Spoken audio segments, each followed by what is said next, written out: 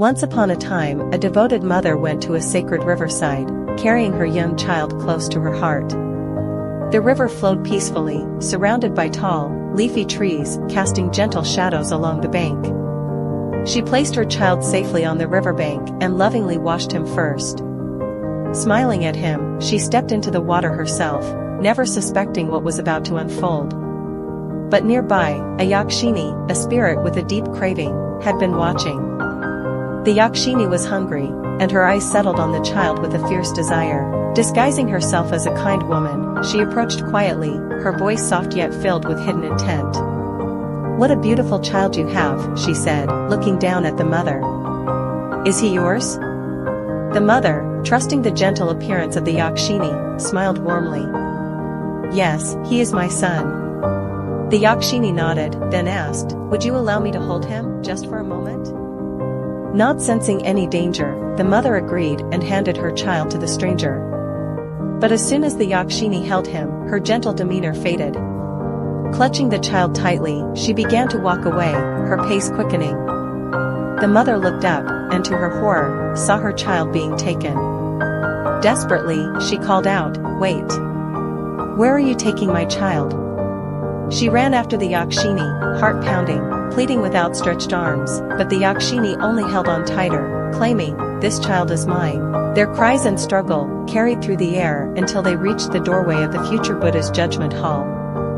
Hearing the commotion, the Buddha summoned them inside, his calm gaze taking in the fear and confusion on the mother's face and the unnatural boldness of the Yakshini. Once they stood before him, the Buddha spoke gently yet firmly. He asked each woman to explain the dispute, and they told their stories. Then he asked, "Are you both willing to accept my judgment in this matter?" Both agreed, eager for a resolution. The Buddha then ordered a line to be drawn on the ground. Turning to each woman, he instructed, "Each of you shall take hold of the child, one by the arms and one by the legs. The one who can pull him across this line will be the one to keep him."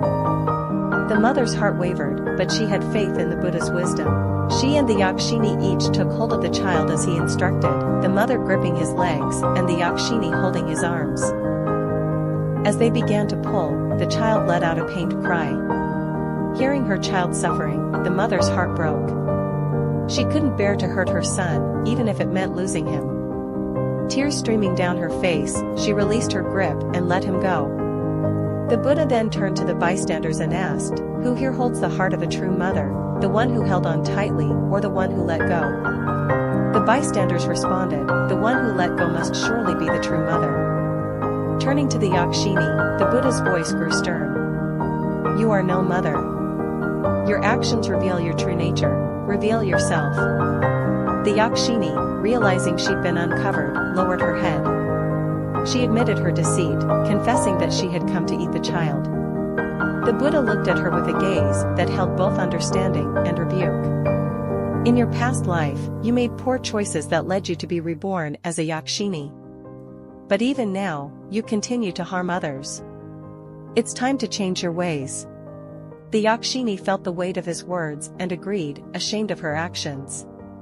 With her head lowered, she promised to change and walked away from the hall, leaving the mother and child together. The mother, relieved and filled with gratitude, embraced her child tightly, holding him close to her heart. Tears of relief and joy filled her eyes, and she looked to the Buddha, feeling a deep gratitude for his wisdom and kindness. In life, true love is selfless and wise. Thank you for watching.